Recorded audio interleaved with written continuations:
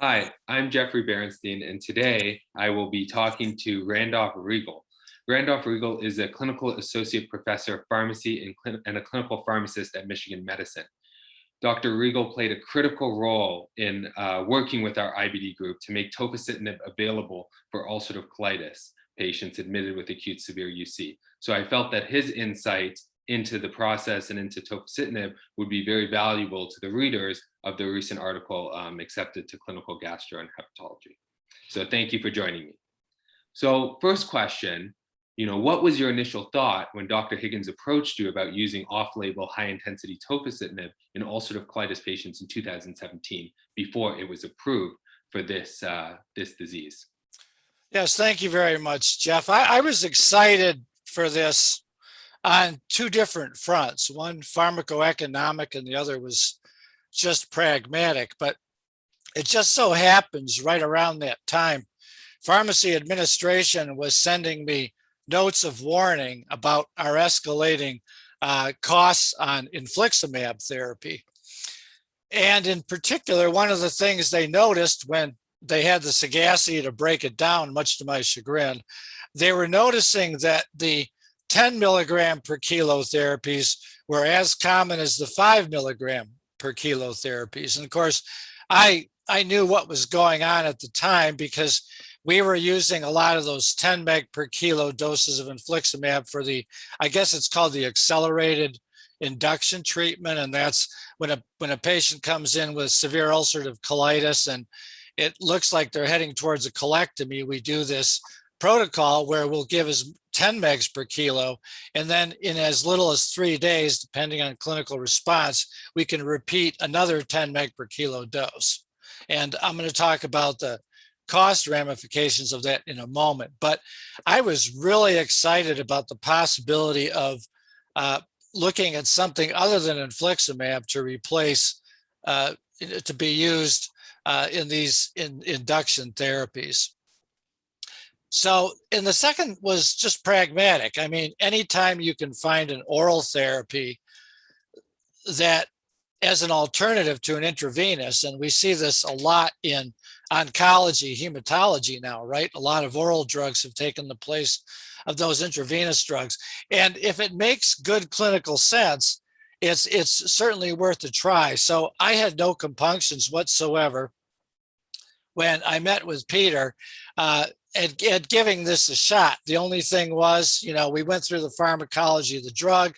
There were a lot of exciting things about the drug. It had a short half-life in terms of its serum half-life, but it has a pretty long duration of action in terms of its effect on the CRP.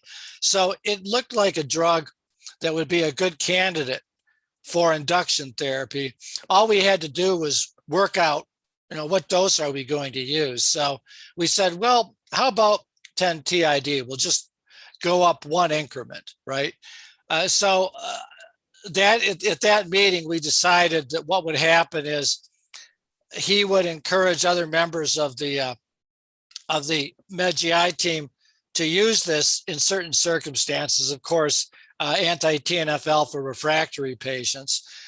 And they would call me for approval of the drug because although tofacitinib was available on a non-formulary basis, no one had seen the 10 TID dose, right? So it had to be explained, it had to be approved by someone in pharmacy. So I agreed to take that onus upon myself.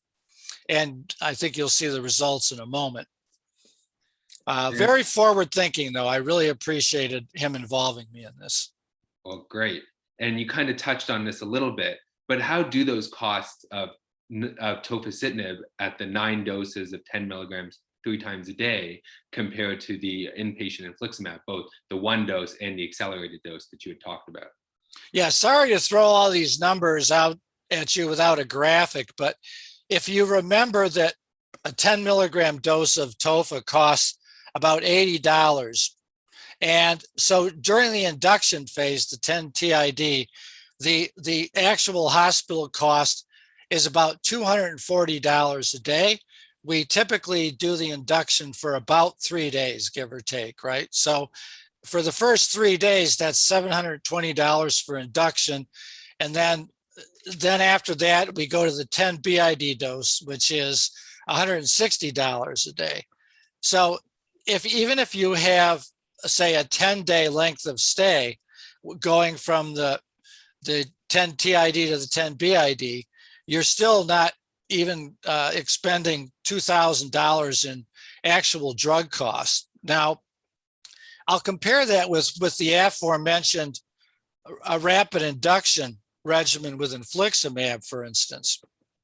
And about a year or so ago, we switched from Remicade to the biosimilar Inflectra. And Inflectra costs less than half of Remicade. So you can imagine how much it costs with Remicade.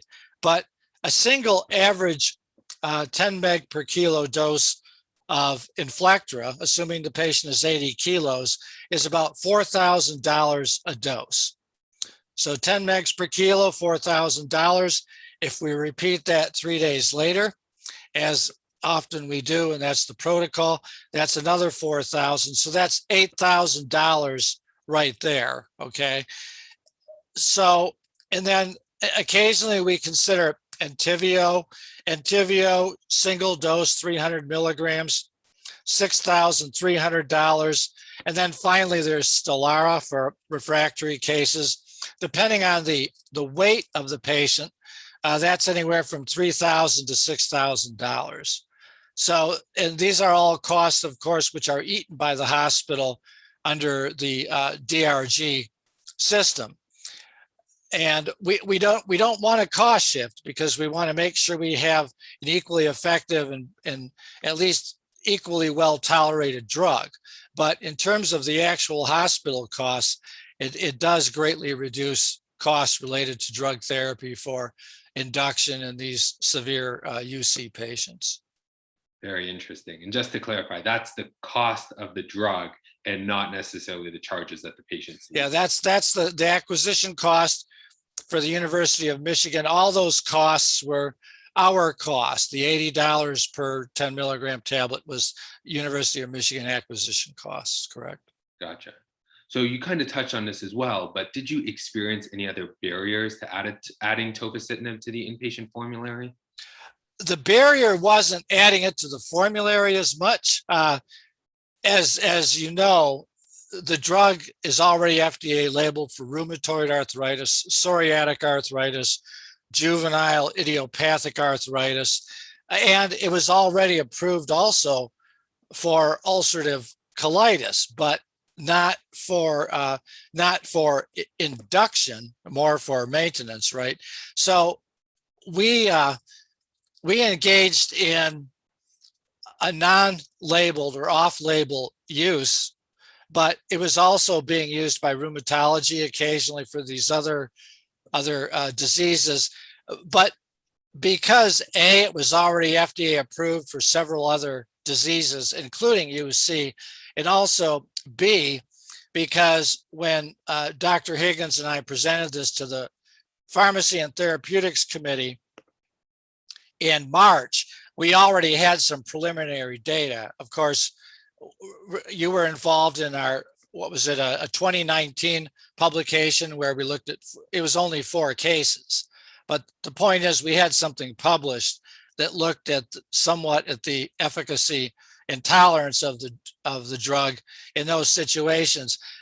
And, you know, obviously we asked them, okay, not only is it approved for formulary in March of this year, but we also informed them that we were going to be using these non-FDA labeled induction doses and continue to monitor and assess them, and then publish this paper as well for that same indication. So we didn't have any troubles getting it approved. I think because a lot of the hard work had already been done up front. Well, we appreciate that hard work. And is there any advice that you can give for other hospitals seeking to use tofacitinib, either add it to their formulary or to make it available for the sick, acute, severe ulcerative colitis patients like we did?